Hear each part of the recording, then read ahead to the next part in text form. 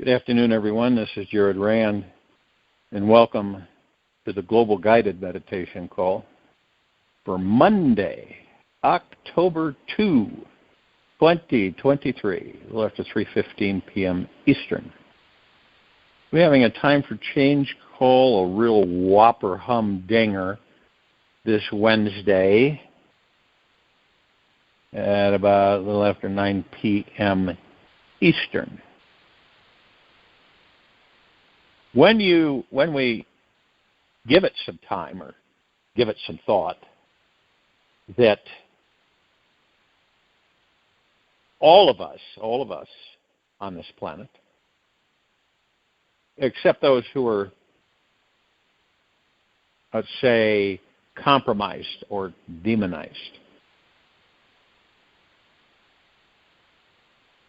have tremendous abilities. But when we're in the illusion of separation from the God that we are, we don't have those abilities. I mean, we don't exercise them. We don't even come close to understanding that we actually do have them. Because anything is possible. And there are no limitations at all, never have been. So where do the limitations come from? How do we place limitations on humanity? How do we place limitations on each other or ourselves? The answer to that is, we know one answer is the programming that we receive from parents and relatives and strangers and friends and so on and so forth. So it's programming that does this. Because you have this, it's kind of a mystique, I guess, that states to everybody that we have this ceiling, okay, that we can't go beyond the ceiling. You're not going to ever be able to do that. So bring your feet back to earth, get out of the clouds, and start experiencing reality, right? You got your head in the clouds. None of that's possible. Blah blah blah blah blah. And we've all been conditioned through whatever exposures we've had, and we've had a lot through these lifetimes. All of us have, but we know we don't remember them. There is a way to access the Grand Library. Some people call it the Akashic Records. I just call it the Grand Library. And every one of us can access it. It isn't complicated. It's basically going into the now, focusing on the breath, and asking.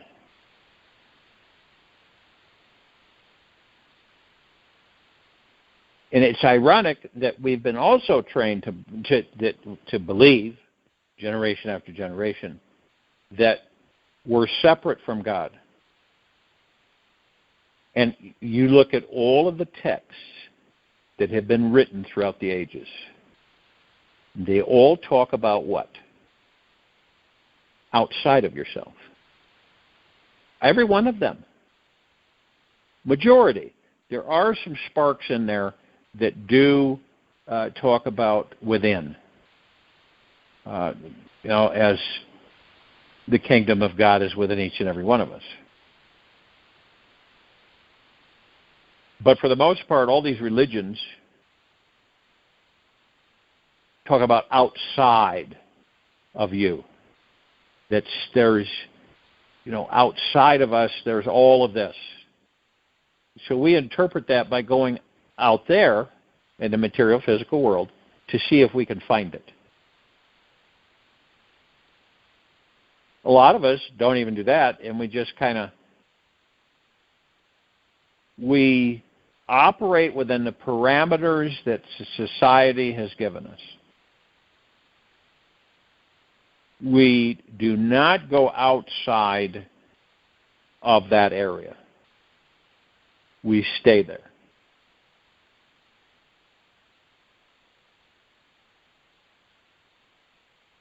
You begin to, and now some of us don't. Some of us will eventually say, I'm not going to follow this anymore. I don't see it. I don't believe in it anymore. Maybe at one time I did, but I don't believe in it anymore. I'm not going to do this anymore. And that happens. And I know it's a feeling that people get within the heart. It's not the head. It's something that comes over them. And they just start to say, this is just all crap. I'm not interested in this. I've been on this merry-go-round so long that I didn't know any better to get off of it. Now I know better to get off of it. It doesn't slight anybody else. But you have determined that it's not a great gig, and you don't care to interact with it anymore. And then you begin to understand, see, a person in that area of discovery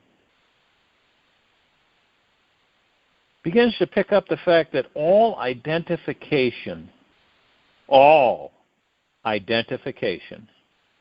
with the ego is based in some form of fear.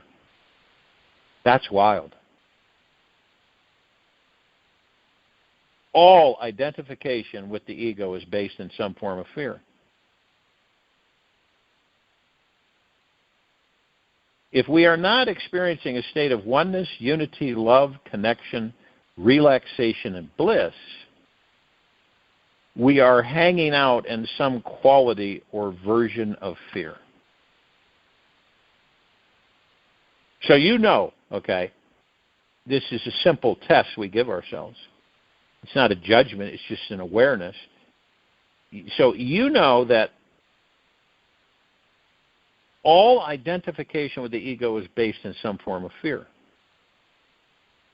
Now, if we are not experiencing a state of oneness, unity, love, connection, relaxation, and bliss, we are hanging out in some quality or version of fear.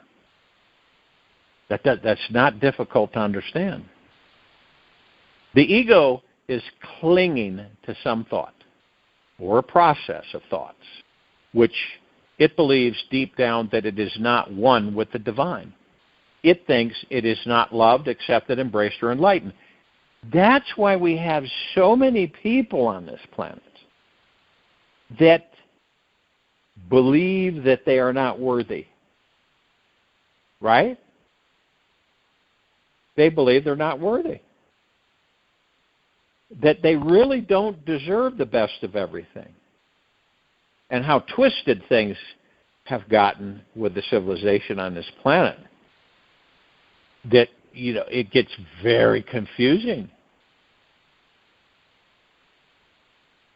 So you imagine an ego mind that believes that it is not loved, accepted, embraced, or enlightened. Then you get very depressed, upset, irritable, angry, fearful people. And all of us have this ability to create. But, when you've been trained a long time and programmed a long time, that seems to be like it's hidden somewhere from us. Really isn't, but it seems that way. Because you get that tugging. You ever had that tugging where you step in a different direction, okay, towards the heart mind, and you move out of fear, but then ego mind comes back and starts tugging on you. Almost like you feel guilty for feeling good. You ever done that? Or feeling too good? Or, you might have just moved inadvertently into bliss, touching the heart mind and the God that you are, and you just feel absolutely phenomenal, magna glorious. You don't know why, but you just are digging it. You think this is great. Any of us do. But then you ever get the little energy comes in there, sneakily, And you get this feeling like, I don't really deserve all this. There's a lot of people out there that have a lot worse than I do. I don't deserve. Or you start going, well, I better enjoy this while I can because the other shoe's going to fall sooner or later. But we've all been in that position where we question our joy. We question it. And that is literally the programming of the ego mind. Because most of us, all of us are programmed by the ego mind through people's thoughts on this planet. And those thoughts have been around for millions of years at least. So all those who have left the body, right, that life's over, it's done, that gig's done. And all the thoughts that they were generating while in the body are here. They're here with this planet. They didn't go anywhere. They didn't take those with them. They're here. See, this is why we all have this incessant noise, and it's mind chatter, it's called. And it never seems to go away. It's just a constant 60-plus thousand thoughts. It could be a bazillion thoughts, but it's every day, 24/7. And they're not just not our thoughts. But we use them as our thoughts. We embrace them. We create them into reality. We take that energy, we move that energy into form, we create it into reality, and we experience it. So, but when you do know that our ego, right, is when we are not experiencing a state of oneness, unity, love, connection, relaxation, and bliss, we're hanging out in some quality or version of fear. And the ego is clinging to some thought or a process of thoughts which it believes deep down that it is not one with the divine. So if now you're under the influence of it, you may not even know it. A lot of people don't. So it's telling you that you're not loved, accepted, embraced, or enlightened. And how many people feel that way? Not all the time, but do feel that way at times. It's like Osho makes a statement, the more creative you become, the more godly you become. When your creativity comes to a climax, when each moment of your life is filled with creativity, you live in God. Enlightenment is simply realizing again and again and again how to remain non-identified with one's ego. That's enlightenment. It's simply realizing again and again and again how to remain non-identified with one's ego. Because the ego is not you. And it's an illusion to boot. The enlightened state is a pure seeing and understanding how the ego is the greatest illusion of them all. To intimately know and become identified with the real self. And that which cannot be threatened is the only true path to total freedom there is. All other paths lead to some form of suffering. And it requires no basic standard of ethics, codes, of spirituality, or religious background needed to arrive. You simply experience yourself as the essence of consciousness that you naturally are. We're all the essence of consciousness, the gods that we are in these bodies. Remember, God's a name. Okay? It's a name. That's all it is. You get some people feeling guilty Oh, no, you're not the God. The God's up there. That's blasphemy. And when you know the mind is too small of a vessel to comprehend any of that, then you know to leave the mind alone and the ego alone and watch it. You see, eventually we will not use the mind. It will be gone. You won't need it. Of course, it teaches us. The ego mind teaches us.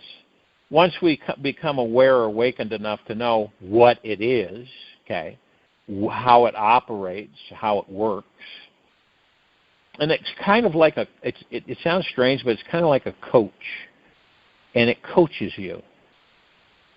And you begin to understand that that's an ego mind thought. I'm not interested in engaging in that, or that's an ego mind response that I'm feeling. So I don't care to embrace that because you know what it's like. All of us do. We're not exempt from it. We know when we're in the ego mind. We know it. And then we just say to ourselves, I don't care to interact with the ego mind. Ego mind, you're not in charge here.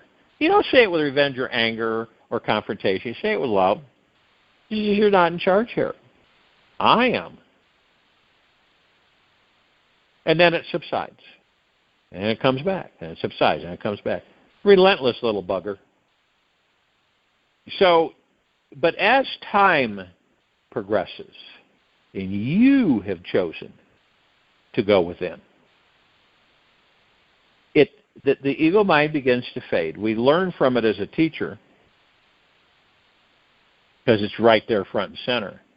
But we learn how not to be. Okay? Because we've all been. So, how many people would you believe on this planet, all right, believe that the ego is who we think we are? Right? It has some truth to it. Yet it's just not a very big truth. It's a smaller truth which only castrates our ability to expand into love, trust, and a feeling of oneness. An ego is a program. That's all it is. It is a fear-based program, and it is based in the opposite experience of trust. So whenever we're living in trust 24 hours a day, we start accessing all the wisdom and knowledge known to all the saints and masters and enlightened beings and prophets and sages and throughout existence. We step into the greatest experience of our lives. We do find our real true selves and know that we are the real masters of our destiny. See, you imagine, you were brought up, I guarantee you that the majority of us were brought up where, because of our parents and everything and their perspectives on life, which is not a negative, what they knew, believe certain ways, okay? And they sure as heck don't know that they are being literally guided and directed by their ego mind. They do not know at all that they're the real masters of their own destiny. And see, people believe that, well, you know, your destiny has been etched in stone, or your future has been permanently, indelibly inked into existence. And that's not true. None of it's true. But you're given that, and you believe it. Year after year, lifetime after lifetime, so you believe it. So that's what guides you.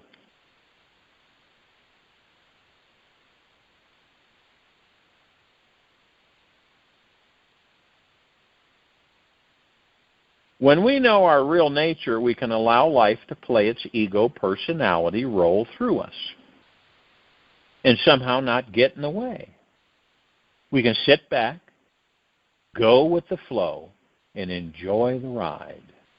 We can remain fascinated by life, this life, learning how we are here to serve others, take care of our body, and simply let the all-intelligent life force move through us. And this state of perpetual enjoyment of life is real mastery. When we remain free from all forms of ego identification, we cannot help but to enjoy all aspects of life. We allow a greater love to always guide our course and help us live with ease and grace in every way.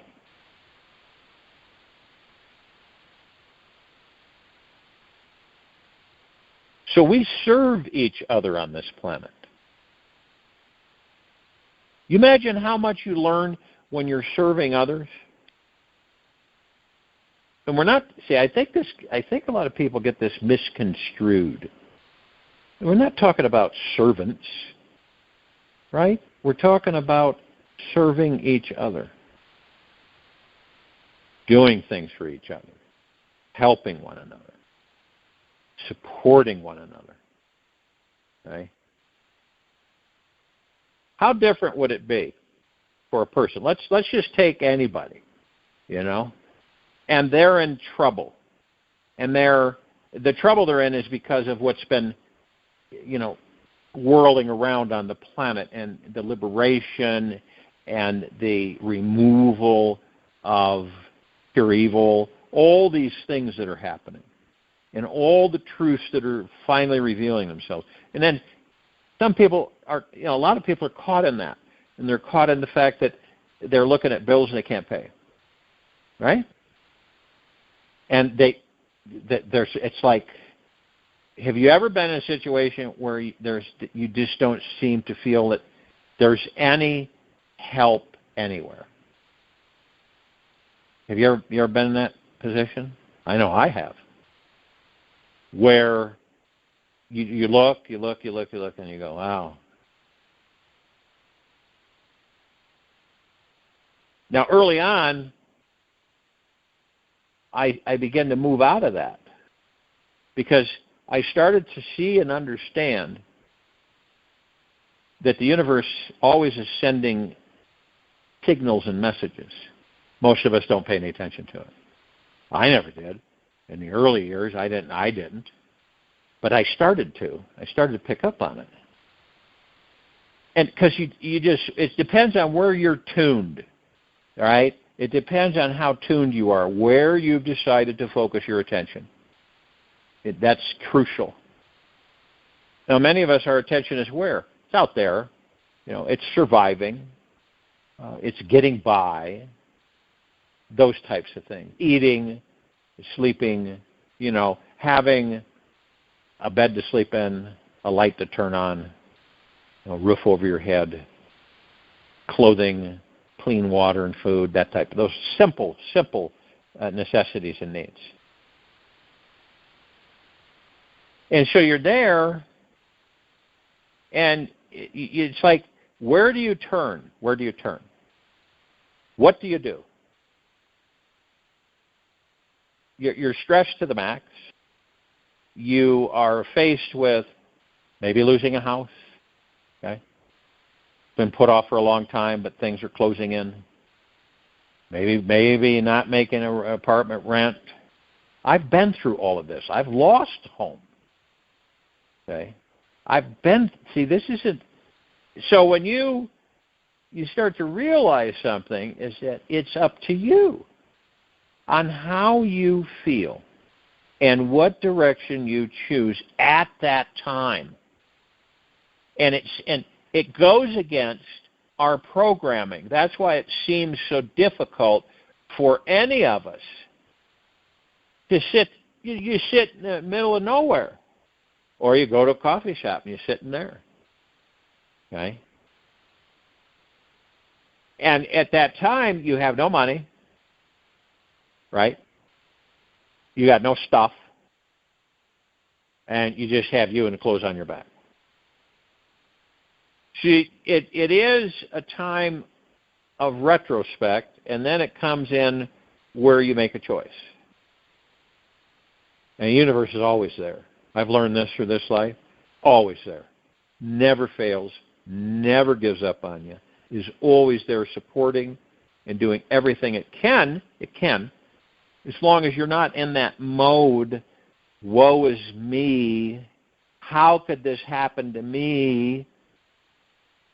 What am I going to do?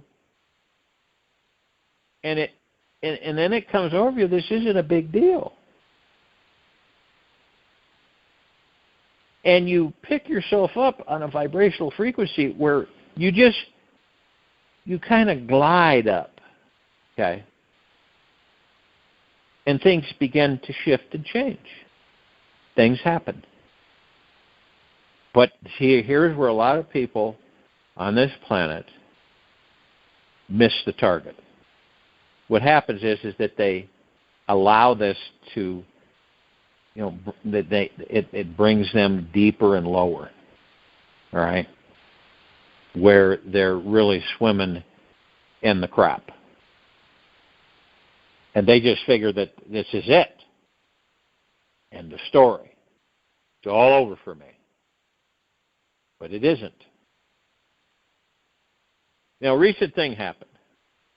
Some of you know Michael Thomas. He's a good friend. He's also part of the Celestial Chamber Group. But something happened. Because I talk with him frequently, but something, a couple weeks ago, happened to him that was very strange. A lot of people don't know that he has a genetic anomaly, which means that some people have this, where the parents, the mother and the father, had the chromosomes, okay, specifically grouped together, passed it to him. Now, they didn't have the illness, the genetic break or disharmony, okay, but he did. His sisters didn't either. So when you hit your 60s, you build fluid up in the body. And, after a while, you look like you're about 9 months pregnant. So it has to be drained. And then you look normal again, and then every week or 2 weeks you have to have it drained. That's for the rest of your life. Now, that's fine and dandy, it's understanding. But then, all of a sudden, it's like he was hit so hard, and I don't mean punch, but I think everybody knows what I mean. He was hit so hard that it took him. And everybody thought he was leaving the body. There's no way this guy could survive this, But see, they don't have anything as possible. So there's no way this guy could survive this. He's a goner. And they were telling that to his wife, and they were telling that to everybody. No, your husband is a goner. He's just not going to make it. So I made a couple of requests out there, and astronomical amount of people began to send Michael's body high-frequency energies. And they haven't stopped. And they keep sending them, coming from all over the planet. And what they did is they took a combination of 22 inches with the colon and the intestine. So that was the total amount they took out of him. They kept his stomach open for 3 days, draining it. Because what had happened is that somehow he formed a bacteria that destroyed the tissue, part of the tissue in his intestines and his colon. Dead. It had folded over. That's how dead it was. And so he got this infection. Unexplainable. Not a million years would this happen, but it was unexplainable. All of a sudden. So they went in and they operated on him 2 or 3 times. Now, he was oblivious to this.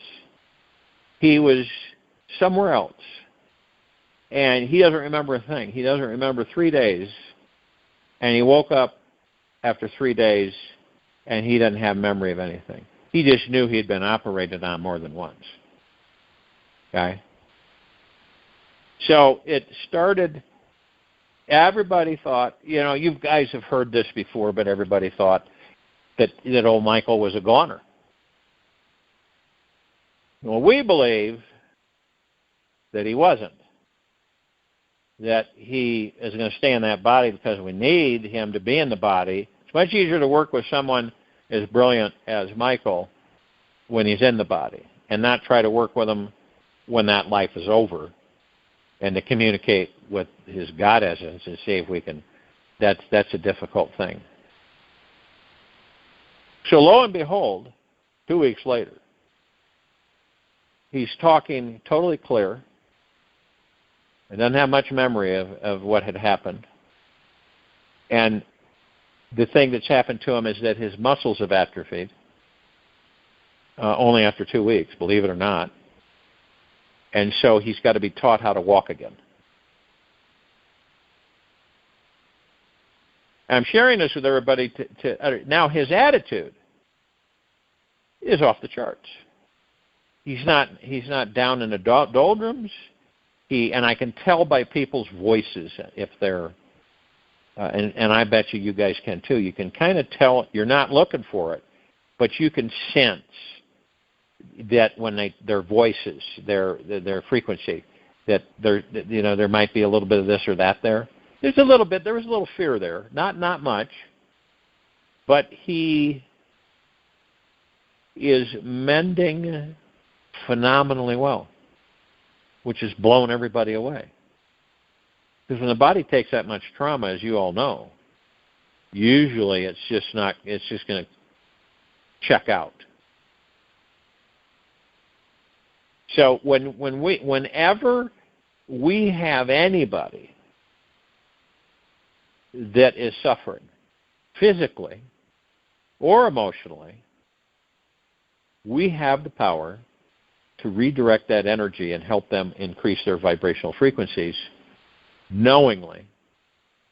And that's only because they aren't done and they want to stay in that body to finish because they've got a lot to do.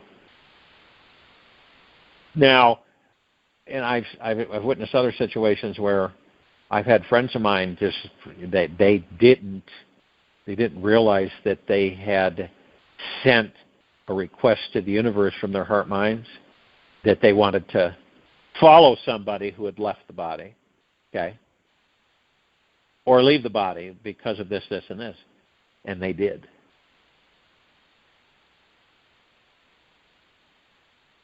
So the ego mind folds into our entire existence in these bodies. And part of our mission is to master. See, we're already masters, but we don't know it. And then you get people that say, "Oh no, they're not masters. Oh, that's silly. No, that's arrogant. That's ego." And it's from the heart mind. No, it isn't. But when we start realizing that, and that the ego mind is a downer, not all the time. Okay, there are moments of joy and bliss and happiness, but it is a downer. It worries, stresses, and fears all the time. It's never satisfied. That's why you see instances on this planet. Someone could have billions of dollars, but for some reason it isn't enough, so they have to have trillions of dollars. And it goes on all the time. Or they don't have enough power and control and they need more, at the expense of the people. We've witnessed it throughout existence, and that is a pure ego mind that's in charge. The choiceless truth of who you are is revealed to be permanently here, creating everything, not a thing, and not separate from anything. Gangaji. This is our true mission, to master the ego mind, to move into the now permanently, which then means that we are enlightened beings all the time. And we're consciously aware of this. There is a divine orchestra of spiritual energy and consciousness happening all around us, all of the time. Now, we know that we're not always aware of it because our minds are so distracted and busy with those all too important things of this physical world. It's only when everything stops from some seemingly random event that we are thrown back to our real selves and can see, feel, and taste the bigger picture. In a few brief moments, the mind drops its game, and then we understand how divinely perfect everything is. So when we drop the ego mind, everything becomes clear. Everything is beautiful. Everything is wonderful because we're part of it. We're not. We're literally part of it. And it's constantly communicating with us in messages. If you're too stubborn, right? Usually we're really young. Some of us are super stubborn. I was, And you don't budge. It's And then as time goes by and you get, let's say, tempered, weathered, through experience, you start learning that it's not a big deal to want to be right or wrong or any of that. If you look at two trees, one happens to be like an oak tree, right? It's firm, strong. It's not really that bendable. Then over here on the other side, you've got a bamboo tree, which bends real easily. If you have high winds, it bends with the wind. And it stays intact after when it's gone. Now, the oak tree, it'll bend a little bit, the branches and stuff, but its trunk and everything, it's sturdy, and it doesn't bend a lot. And so in this really, really heavy-duty storm, that's why you see some of these trees where it's just snapped in half. That's kind of an analogy of humanity's stubbornness, that oak tree. Now, we get to a point where we can say to ourselves, I'm the bamboo tree. I've learned this. I can bend, okay? Not compromise, but bend. And flow with ease. So you don't fight the wind, you bend with it. The oak tree fights the wind because it doesn't care to bend. And because of its structure, it really can't bend. So it stands a chance of being destroyed, where the bamboo tree, the flow. And this is where a lot of us come into the identifying understanding that I'm beginning to I've had people say this, I'm beginning to understand who and what I am. I am the essence of the God of pure consciousness in this body.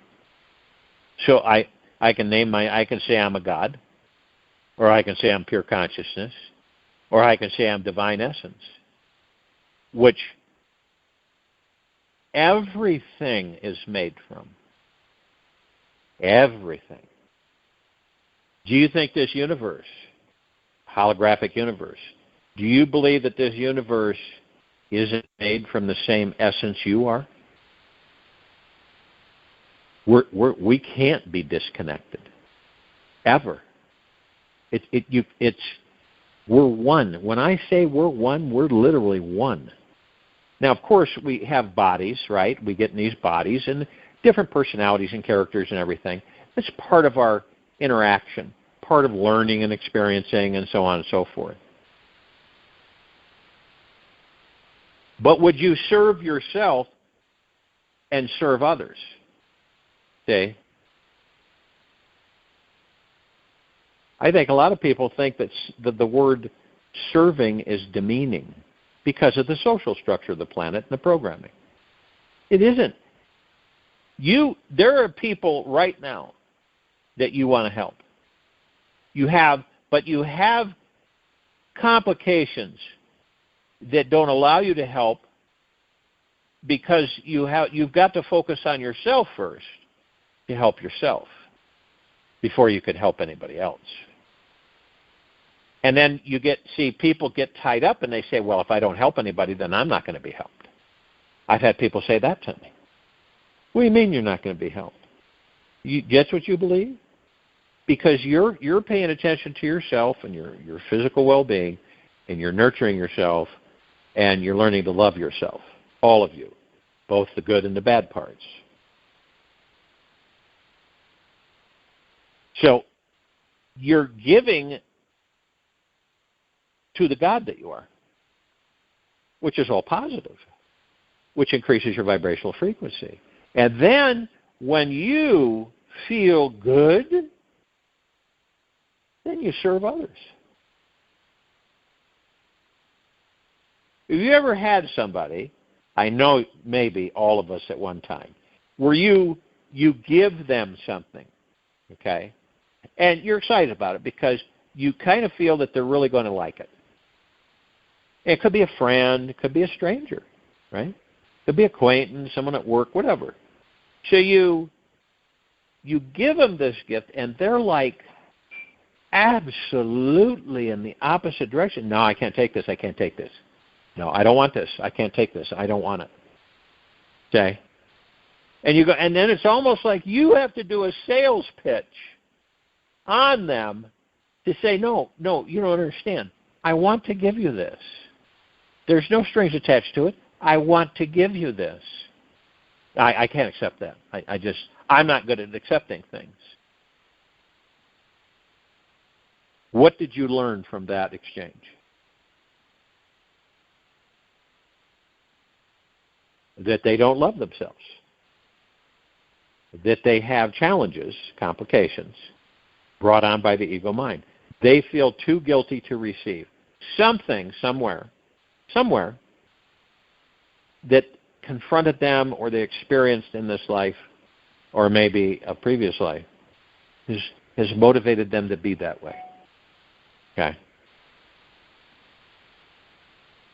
But you get the gist of it. You start to understand is that, or that when you give something to someone, they're just absolutely adoring and appreciative, genuinely, not fake, but genuinely, through the heart mind. Or how much this means to me, or a handmade doily, or a handmade hat that didn't cost a ton of money, but it's what you could do and give with your own energy and frequency of your hands, and it blew them away. And what is all that about? Love. It's about love. It's about deep, eternal love. I don't use unconditional love because the word condition is in there, right? That is not a good frequency.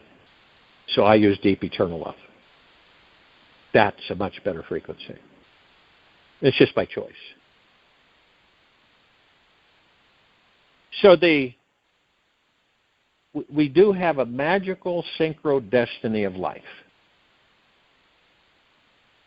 We really do. Most of us miss it because we're so caught up with the ego mind.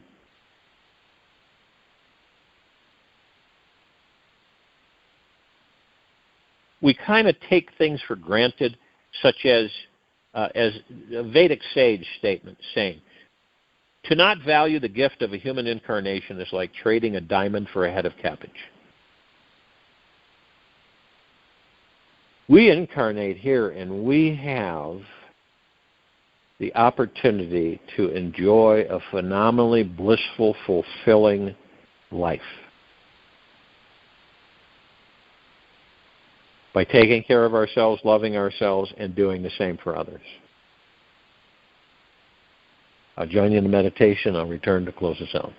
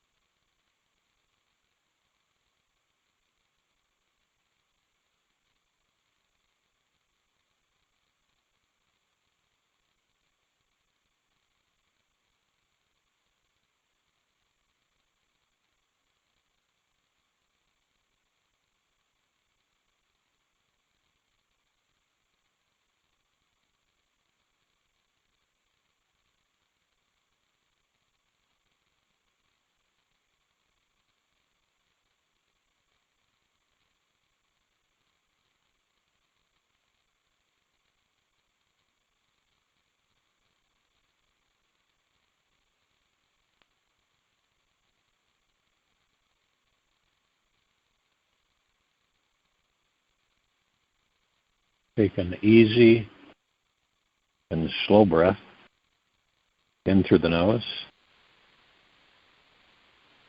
and an easy and slow breath out from the mouth. Remain still. The mind is always busy focusing on something. It is stuck in an automatic and unconscious perpetual shift of attention. It has been busy your whole life and desperately needs a vacation. So for today, is to not focus on anything. Get a timer, and for 3 minutes, practice having no focus at all. To prepare yourself for this feat, it's best that you sit down, lean against the wall, and relax every muscle in your body. Once your body is at ease, simply experience your own presence. Your mind starts to dream, think, and wonder. Reset the clock and start over. Do not push your attention onto or off of anything. The mind cannot focus on not focusing. Just be in a deep let go and surrender to your own presence. Be completely present to the presence inside of you. Surrender to the continuous experience of your presence, and the universe will provide you with everything you've been searching for your entire life. Once you stop focusing completely for a few solid minutes, you will empty yourself out. Be filled with the highest possible awareness you can imagine. Take this with you for the rest of the day, into the evening and night, and the following morning. We will return here Tuesday, October 3, 2023. That's at 3:15 p.m. Eastern to continue our global guided meditation call. Be gentle, kind, generous, humble with yourself at all times. Be in the highest of the highest high, deepest of the deepest deepest. Eternal gratitude at all times, no matter what's going on, happening around you or within you.